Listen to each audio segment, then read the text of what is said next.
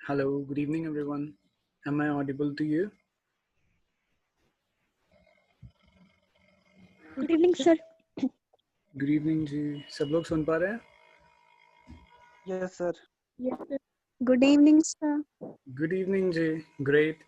मुझे खुशी है आप लोग सुन पा रहे हैं, पर आप लोग मेरे WhatsApp पे मैसेजेस पढ़ पाते हैं क्या? सिर्फ 3 बच्चों ने ही लास्ट टाइम जो क्वेश्चंस दिए गए थे उनके आंसर्स भेजे, ऐसा क्यों? देखिए, मैं आप लोग को आंसर्स भेजने के लिए इसलिए कहता हूँ ताकि मुझे पता चल जाए कि आप लोग वो अटेम्प्ट कर चुके हो, राइट? जब आप जो हमने पढ़ा है उस पर बेस्ड क्वेश्चंस कर चुके होते हो तो आसानी होती है, जो मैं बता रहा हूँ उसको आप समझ पाओ आसानी से, राइट? अगर आप वो नहीं अटेम्प्ट करोगे खुद से और मैं लगा रहूँगा तो हमारा टाइम ज़्यादा वेस्ट होगा, राइट? और आपको पता है हमारे पास टाइम काफ़ी ज़्यादा टाइम कंस्ट्रेंट्स हैं, तो इसीलिए आप लोग क्या करो, आप लोग कोशिश मत छोड़ो, आप लोग रोज़ डेली जितना एफर्ट कर सकते हो वो ज़रूर करो, राइट? तो चलिए, जिसने किए नहीं किए, आंसर शेयर नहीं किए पर कर लिए, let's leave it aside reasons और अब अपने आंसर्स देखते हैं फटाफट, राइट? देखिएगा, पहला क्वेश्चन है wherever they go Indians easily adept, लीजिए आंसर आ चुका है पहले ही, easily adept themselves, right? Easily adept themselves, ये शब्द आ गया है, अडेप्ट हमने पढ़ा था ऑलरेडी, राइट? इनके साथ रिफ्लेक्सिव प्रोनाउन का इस्तेमाल होता है। Next, due to me being a newcomer, right? यहाँ पर मी जो है वो गलत है, सब्जेक्ट है, अगर आप देखें तो आगे बीइंग आ रहा है, राइट? ये जो बीइंग है ये मुझे बता रहा है, ये वर्ब से पहले मैं यूज़ कर रहा हूँ तो क्या यूज़ करूँगा? सब्जेक्ट, है ना? किसी को किसी पॉइंट में किसी भी एरर में दिक्कत हो तो पूछ लीजिएगा। Number 3, last summer he went to his uncle's village and enjoyed very much, okay. यहाँ पर मुझे क्वेश्चन मार्क दिख रहा है और वैसे भी ये शब्द हम पढ़ चुके हैं, एंजॉय। जब भी आएगा इसके साथ हम रिफ्लेक्सिव का यूज़ करेंगे, राइट? बात किसकी हो रही है? ही, तो हमने रिफ्लेक्सिव प्रोनाउन यूज़ किया himself, enjoyed himself very much. नहीं तो यहाँ पे नहीं बताया हुआ उसने क्या एंजॉय किया, राइट? नेक्स्ट देखिए, my self and Gopal, okay, ये हम लोग बार बार कर चुके हैं। यहाँ पर माई सेल्फ गलत है, इसकी जगह पर क्या आएगा? इसकी जगह पर आई आएगा, right? Next, civil servant should acquit, okay. Acquit मतलब acquit efficiently in the service of a common man. Acquit के दो अर्थ होते हैं, एक तो होता है अपनी जिम्मेदारी अच्छे से निभाना और दूसरा अर्थ होता है किसी को मुक्त कर देना किसी एक्यूसेशन से, मतलब किसी आरोप से, राइट? तो यहाँ पर इसका मतलब है अपनी जिम्मेदारी अच्छे तरीके से निभाना। तो एक्विट के साथ भी हम किसका प्रयोग करते हैं? Reflexive pronoun, right? Civil servants, बहुत सारे लोगों की बात हो रही है, राइट? तो उनके लिए क्या आएगा? Themselves, reflexive pronoun, right? तो एक्विट देमसेल्व्स। अब देखिए, जैसे हम एरर की प्रैक्टिस कर रहे हैं, हमें यहाँ पे नया शब्द मिल गया। ये जब रूल्स लिखवाए थे उसके अंदर ये शब्द नहीं आया था, तो आप लोग क्या करेंगे? आप अपने नोट्स में ये वाला शब्द जो है ऐड कर लेंगे, right? Next, avail every chance, okay, avail every chance that comes in your way lest you should repent in the long run, right? मतलब आपके हर चांस आपको उसका फ़ायदा उठाना चाहिए जो आपको मिलता है, जो आपके रास्ते में आता है, that comes your way, right? नहीं तो आपको रिपेंट करना पड़ेगा, मतलब पछतावा करना पड़ेगा बाद में। तो अवेल, ये शब्द हम पढ़ चुके हैं, अवेल, राइट? फायदा उठाना, तो इसके साथ भी क्या आता है? Reflexive pronoun. बात हो रही है किसकी? यू की, सो यहाँ पर भी क्या होगा? योरसेल्व्स। अगर बहुत सारे हैं, अगर एक है तो योरसेल्फ, राइट? तो ये हमारे एरर्स थे। किसी को कोई प्रॉब्लम है तो जल्दी से पूछिए, 5 सेकेंड है, स्क्रीनशॉट ले सकते हैं।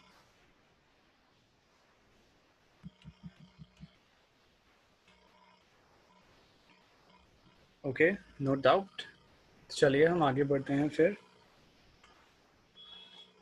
किसी को डाउट हो तो कोई बीच में भी हैंड रेज कर सकता है, राइट? आज हम पढ़ने वाले हैं रिलेटिव प्रोनाउन। थोड़ा बड़ा टॉपिक है, राइट? समय ज़्यादा लगेगा, इसीलिए बड़े ध्यान से सुनिएगा। ध्यान से इसलिए सुनिएगा ताकि समय वेस्ट ना हो, राइट? रिलेटिव प्रोनाउंस कौन से थे देखते हैं। रिलेटिव प्रोनाउंस ये सारे थे, who, whom, whose, which, what, that, as. इसमें हम लोग को सीखना होता है जब ये सेंटेंस के अंदर आते हैं तो इनका प्रयोग किस तरीके से होता है, राइट? तो यहाँ पर देखते हैं, हम स्टार्ट करते हैं। जैसे हु है, हु का प्रयोग जब मैं करता हूँ, मैं इसको सब्जेक्ट की तरह इस्तेमाल करता हूँ सेंटेंस के अंदर। हु को जब मैं इस्तेमाल करूँगा रिलेट करने के लिए तो मैं हु का इस्तेमाल सब्जेक्ट की तरह करता हूँ, whom का इस्तेमाल मैं करता हूँ ऑब्जेक्ट की तरह, राइट। whose का इस्तेमाल मैं करता हूँ पोजेसिव केस की तरह। हमने 3 केसेस पढ़े थे, subjective case, objective case, possessive case, right. तो ये वही है, ठीक है। हम इनको डिटेल में जानेंगे, मैं अभी आपको शॉर्ट में बता रहा हूँ, right. Whose possessive case living के लिए भी और नॉन लिविंग दोनों के लिए इस्तेमाल होता है। नेक्स्ट विच का इस्तेमाल भी हम लोग नॉन लिविंग के लिए करते हैं, या फिर जब हमें कुछ चीज़ों में से किसी को सिलेक्ट करना हो, राइट, चुनाव करना हो, तो हम विच का इस्तेमाल करते हैं, राइट। व्हाट और दैट, इन दोनों का ही इस्तेमाल लिविंग और नॉन लिविंग थिंग्स के लिए होता है। लास्ट में बचा एज को हम लोग 3 केसेस में पढ़ते हैं। एक तो आता है सच एज और सच दैट, मतलब इनमें फ़र्क, कब हम सच एज यूज़ करेंगे, कब सच दैट यूज़ करेंगे, राइट, और कब हम सो दैट यूज़ करेंगे, राइट। इसमें कन्फ्यूजन रहता है और इसी में एरर्स आते हैं, तो इनका हम लोग यूज़ देखेंगे। यहाँ बीच में लिखा हुआ है कि जब भी एक्सप्रेशन आए सच और एज, तो उसके बीच में हमेशा नाउन आएगा, सच और दैट तो उसके बीच में हमेशा नाउन आएगा, और सो और दैट तो उसके बीच में हमेशा एडजेक्टिव आएगा। इनको हम डिटेल में जानेंगे। ये बस आपके लिए एक बेसिक एक चार्ट प्रिपेयर कर दिया, राइट, किसके साथ हम क्या प्रयोग करते हैं। ओके, आपको समझ में तब आएगा जब मैं आपको एग्जांपल्स बताऊंगा। तो इसका स्क्रीनशॉट अगर आप लेना चाहते हैं तो ले सकते हैं, एंड लेट्स मूव ऑन। कोई भी बीच में प्रॉब्लम हो तो प्लीज स्क्रीन हैंड रेज कर दीजिएगा, राइट। नेक्स्ट,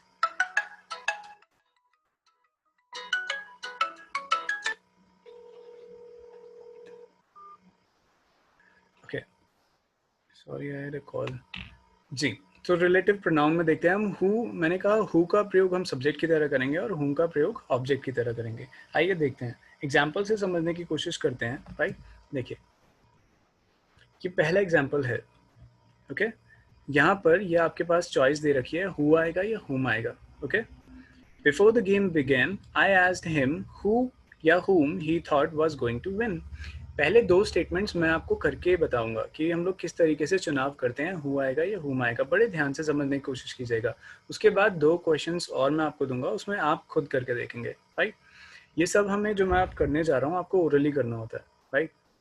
जैसे मैं भी कर रहा हूँ, मार्क करूंगा और आप लोगों को बताने के लिए सिर्फ, राइट। आप लोग क्या करेंगे, आप सिर्फ उसको मन मन में सोच सकते हैं, ठीक है। तो सबसे पहले इनका चुनाव करने के लिए मैं क्या करूंगा, जो मेरा सेंटेंस है उसमें मैं देखूंगा कि वर्ब्स कितनी है, राइट। अब यहाँ पर वर्ब्स कौन कौन सी हैं, ये सारी की सारी वर्ब्स हैं। Began, asked, thought, was going, right. अगर आप कहें कि टू विन, ये भी तो वर्ब है, जी नहीं, विन जीतना वर्ब है, पर जब ये टू के साथ आ जाती है, 2+V1, हमने पढ़ा था किसमें, हमारे फर्स्ट लेक्चर वर्ड रिकग्निशन में, कि जब 2+V1 आ जाता है तो वो इन्फिनेटिव हो जाता है और उसको हम किसकी तरीके से ट्रीट करते हैं, नाउन की तरह। तो ये वर्ब नहीं है, ये क्या है, नाउन, राइट। समझ गए। तो यहाँ पर कितनी वर्ब्स हैं, 1 2 3 4, राइट, ये 4 वर्ब्स हैं। अब जब मैंने वर्ब्स ढूंढ ली तो मैं अब इन सभी के सभी वर्ब्स का सब्जेक्ट ढूंढूंगा, राइट। हर वर्ब जो होता है किसी सब्जेक्ट के लिए यूज होता है, देखते हैं। जैसे बिगेन है, मतलब शुरू हुआ, क्या शुरू हुआ, बिफोर द गेम बिगेन, क्या शुरू हुआ, गेम शुरू हुआ, राइट। तो यहाँ पर बिगेन का सब्जेक्ट क्या है, गेम, है ना। फिर आई आस्क्ड हिम, मैंने उससे पूछा, पूछा किसने पूछा, मैंने, सो आस्क्ड का सब्जेक्ट हो गया आई, राइट। फिर थॉट, सोचा, किसने सोचा, ही थॉट, तो थॉट का सब्जेक्ट हो गया he, right. Was going to win, was going to win, was going to win, इसका सब्जेक्ट नहीं है हमारे पास। आप देख रहे हो, सेंटेंस पढ़ लीजिए, before the game began I asked him who या whom he thought was going to win। पर यहाँ पर was going ऐसा वर्ब है जिसके पास सब्जेक्ट नहीं है। अब हमें चुनाव करना है, हम who का प्रयोग करेंगे या whom का। हम जानते हैं who सब्जेक्ट है और whom ऑब्जेक्ट, तो मैं क्या सिलेक्ट करूंगा, who, राइट। whom यहाँ पर नहीं आएगा। आप मेरी बात समझ पाए, हमने कैसे किया। देखिए, हमने पहले क्या देखा, हमने वर्ब्स देख ली सारी, हमने वर्ब्स के सब्जेक्ट ढूंढे। अब मैंने देख लिया कि ये वाला वर्ब था, इसके पास सब्जेक्ट ही नहीं है, तो मैंने उसको सब्जेक्ट दे दिया हु। अब ये स्टेटमेंट सही बन गया, before the game began I asked him who he thought was going to win. Clear. चलिए दूसरा एग्जांपल देखिए, the student whom you thought so highly of has failed to take the cake, right. अब यहाँ पर भी हमें देखना है कि हु आएगा या हुम आएगा. Again we will do the same thing. हम क्या करेंगे, हम वर्ब्स मार्क करेंगे. चलिए करते हैं. अरे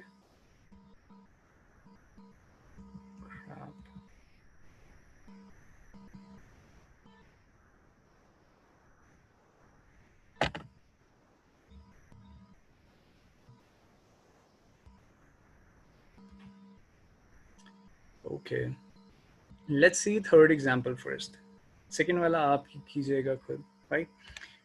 थर्ड एग्जाम्पल में भी सेम है. मैंने वर्ब्स देख ली. द गेस्ट हु या whom we were talking about have come are my brother in laws. तो यहाँ पे वर टॉकिंग मेरा सब्जेक्ट आ गया, सॉरी वर टॉकिंग मेरा वर्ब आ गया, वर टॉकिंग मेरा वर्ब आया, देन हैव कम मेरा वर्ब आया, आर, राइट.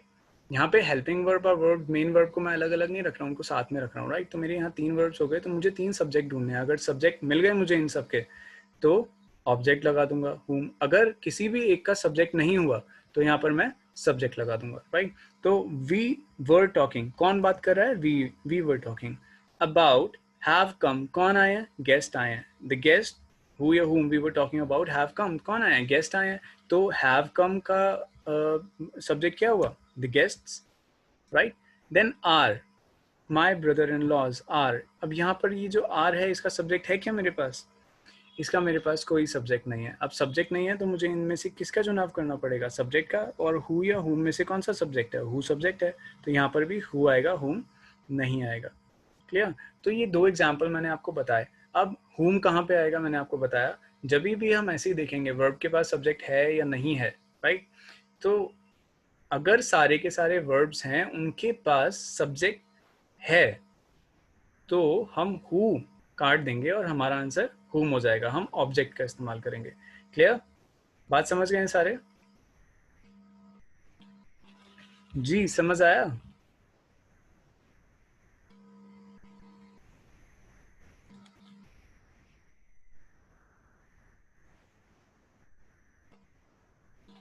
चलिए नंबर 2 अगर समझ आ गया है तो जल्दी से मुझे अपना आंसर बताएं. जिसको आंसर पता चल जाए please raise your hands. Number 2 solve कीजिए. The student whom you thought so highly of has failed to take the cake. जल्दी से. नंबर 2 जिसको आंसर मिल जाए please raise your hands.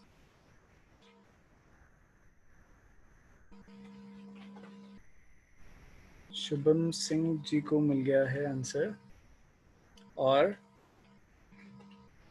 Bharat Negi has got an answer.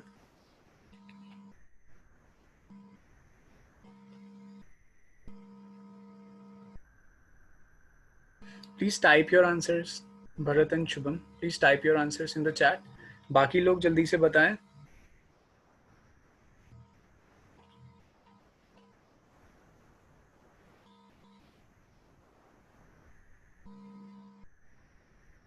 Okay. One of you has got a correct answer. एक कह रहा है who और दूसरा कह रहा है whom. आप दोनों में से एक का सही है. I'll tell you.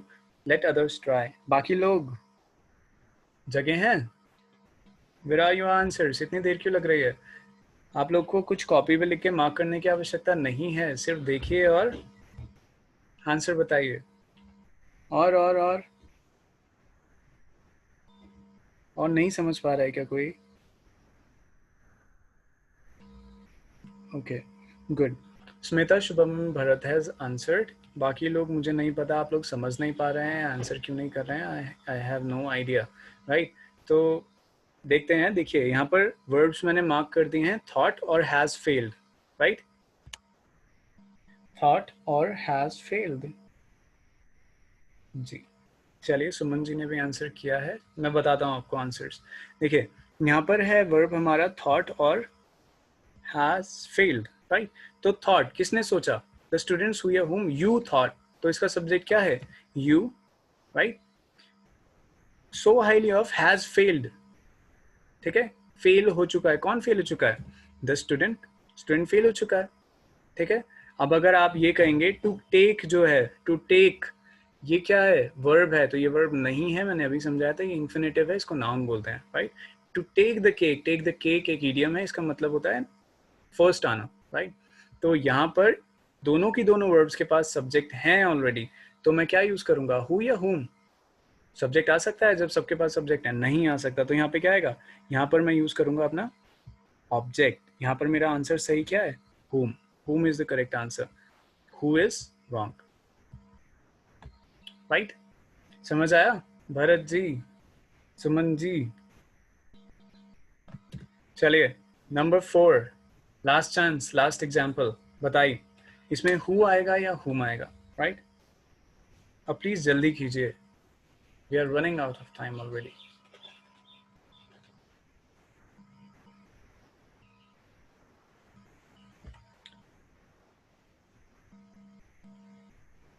Okay, please type your answer. Others, wake up.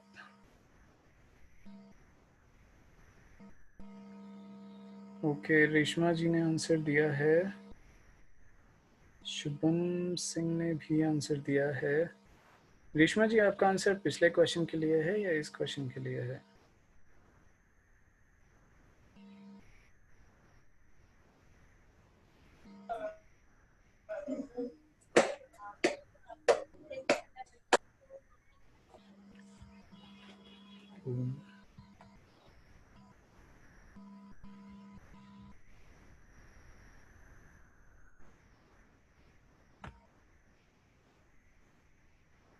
Anjali has got an answer. Okay, oh my god, सब लोग whom कह रहे हैं, पिछले क्वेश्चन का आंसर था। Okay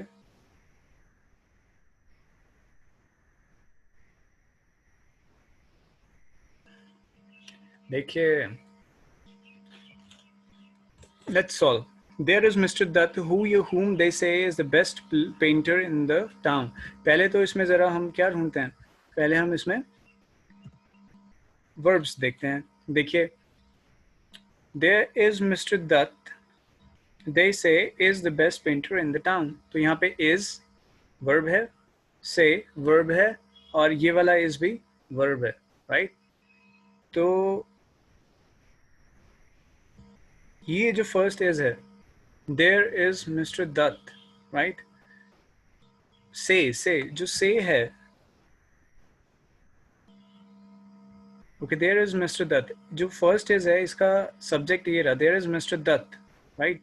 Then they say, who say, they say, so say का subject है they, is the best painter in the town, so is का subject क्या है, एक verb का एक ही subject हो सकता है, right? There is Mr. Dutt dash they say is the best. तो इस वाले जो verb है is, इसका हमारे पास subject नहीं है, and that is the reason here we'll be using who and not whom. मुझे पता है आप लोगों ने जो दूसरे वाला is है उसका subject भी Mr. Dutt को मान लिया है, right? But that is not the thing. यहाँ पर क्या है हमारे पास, say का subject they है, इस वाले is का subject Mr. Dutt है, और this is, we have no subject for this is, right? तो हमने क्या use किया, हमने use किया who, subject, and whom is wrong here. So there is Mr. Dutt who they say is the best painter in the town. Clear? कोई queries है तो बताइए, screenshot ले सकते हैं, हम अगली slide की ओर बढ़ते हैं. Everyone said whom, huh?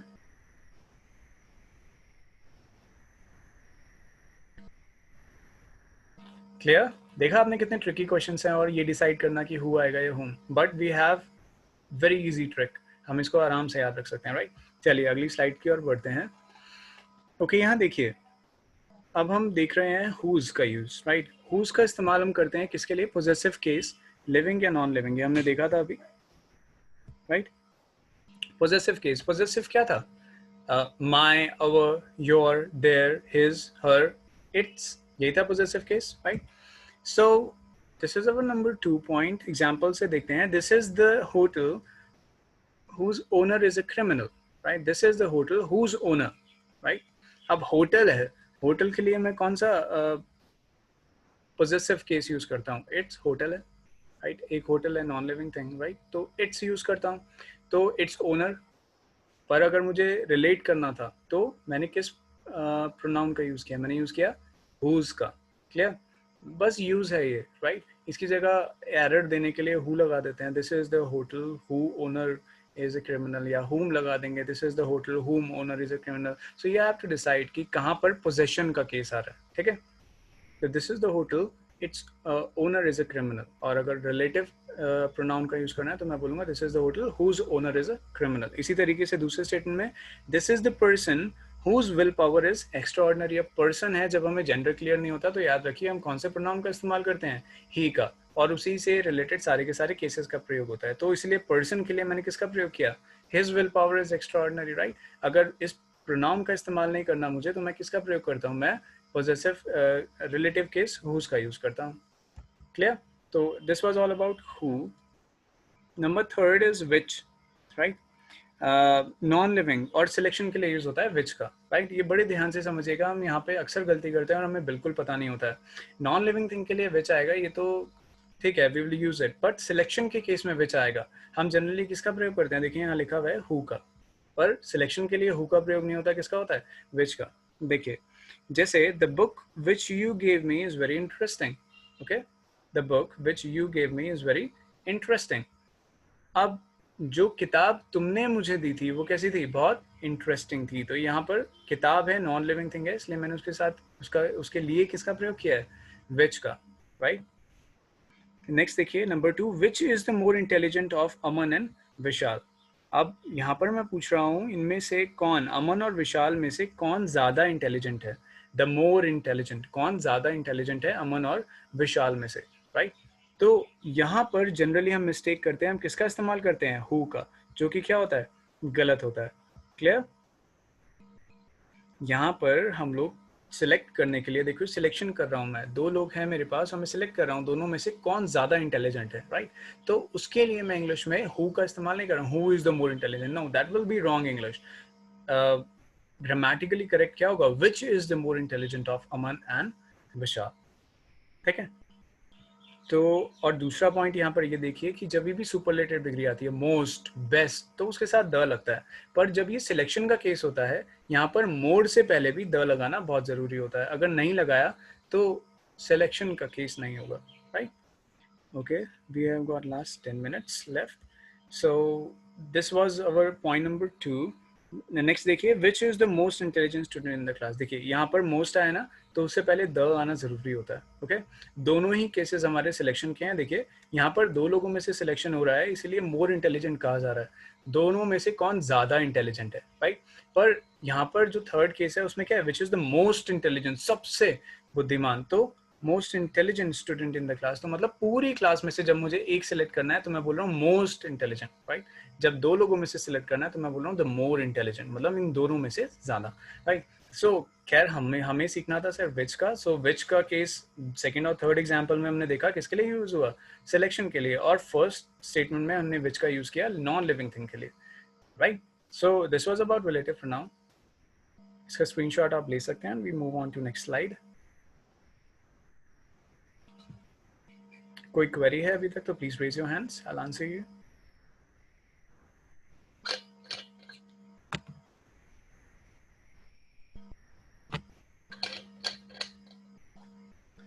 Okay, relative pronoun, right. Relative pronoun में हम व्हाट और दैट का इस्तेमाल करते हैं, देखते हैं.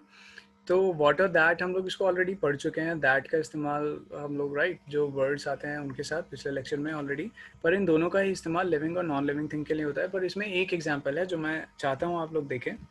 जैसे कि ये, जब यहाँ पे लिविंग और नॉन लिविंग थिंग दोनों आ जाती है, she hates everyone and everything which या that reminds her about her mistake. वह हर किसी और हर उस चीज को क्या करती है, हेट करती है, जो उसको अपनी गलती का एहसास कराता है या याद दिलाता है, राइट. तो जब ऐसा हो कि इसमें लिविंग थिंग भी आ गई देखिए और नॉन लिविंग थिंग भी आ गई, है ना, तो इस केस में हम याद रखेंगे हम हमेशा किसका प्रयोग करते हैं, विच का प्रयोग करते हैं.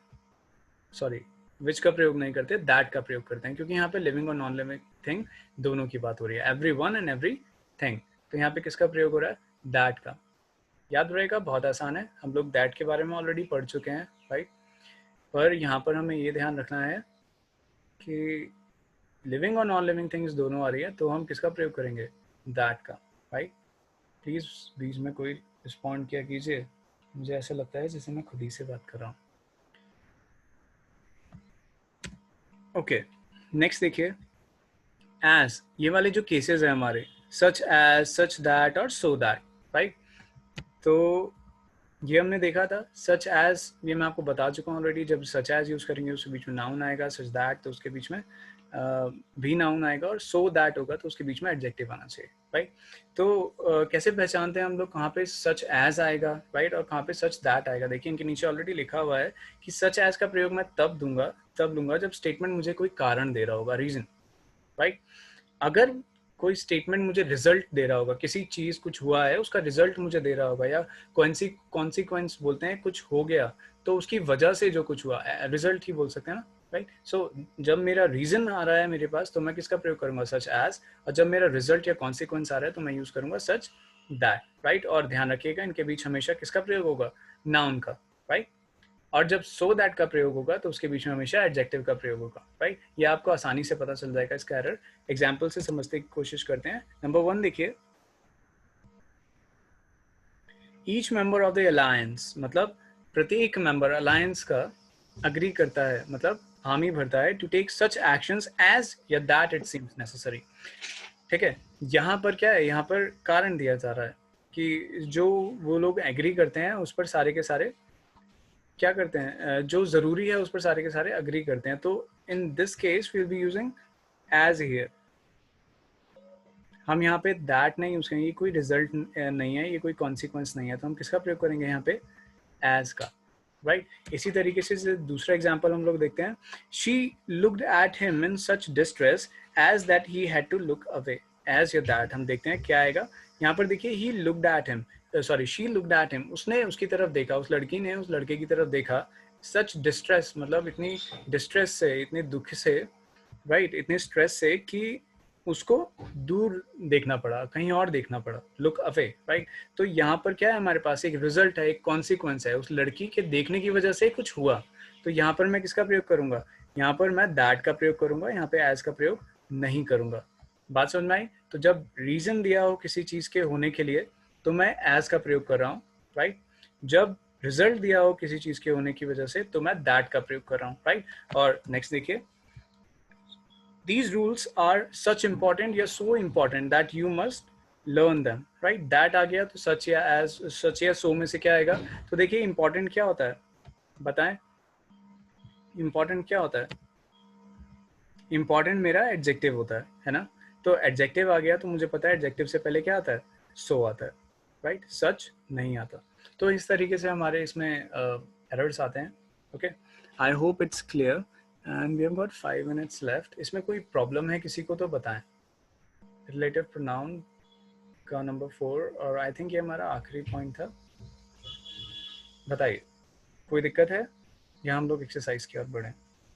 किसी को भी कोई क्वेरी है तो please raise your hands, take your screenshot.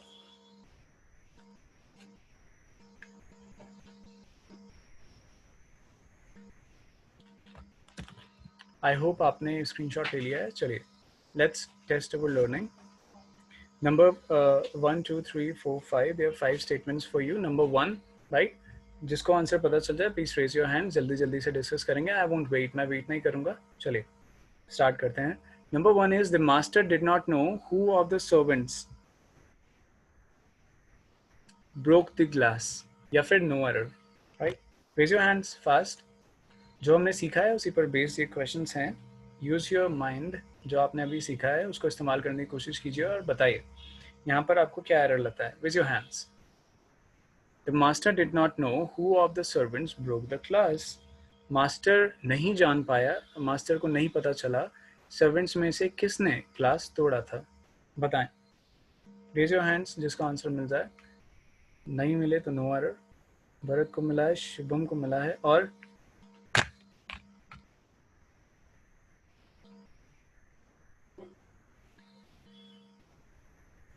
जी शुभम बताइए।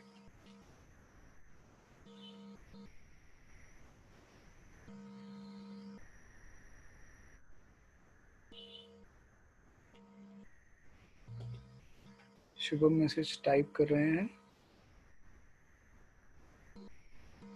शुभम,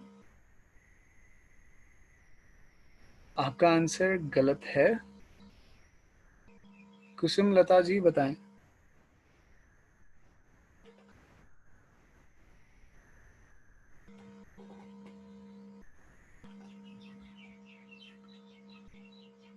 कुसुम Lata ji, what is your answer? आपने भी टाइप किया है? नो। हु बस, मतलब जो सीखा है उसको यूज नहीं करना ना। हु है तो हुम कर दो। Is this your learning? I need reason. Shubham बताएं, आपका कोई कारण है तो बताएं। आपका आंसर गलत है, हु की जगह हुम नहीं आएगा। दोनों के दोनों यही बोल रहे हैं, that's wrong. Any other answer? कोई और? किसी का दिमाग अगर चल रहा है, कुछ समझ आ रहा है तो। मैंने हिंदी में आपको बोल करके भी बताया कि मास्टर को नहीं पता या नहीं पता चला कि सर्वेंट्स में से किसने ग्लास तोड़ा। क्या आप देख नहीं पा रहे हैं? भरत कह रहे हैं नो एरर। जी हाँ, बिल्कुल एरर है। दिमाग लगाइए थोड़ा। सर्वेंट्स में से किसने, क्या आपको यहाँ सिलेक्शन का केस नहीं दिख रहा है? तो यहाँ पे हु जो है वो क्या है, गलत है। राइट। हमारे पास लास्ट 1 मिनट बचा है। ट्राई नंबर टू ट्राई कीजिए। आप फटाफट आंसर बोलिए। आपकी ग्रुप में, व्हाट्सएप ग्रुप में आपको अटेंडेंस का लिंक मिल जाएगा, प्लीज अटेंडेंस दे दीजिएगा। Right. Number 2, may I know who you want to see please.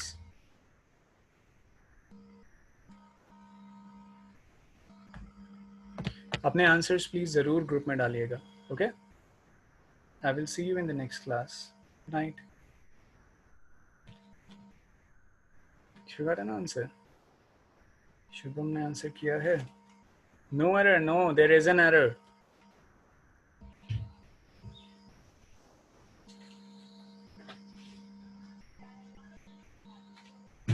There is an error.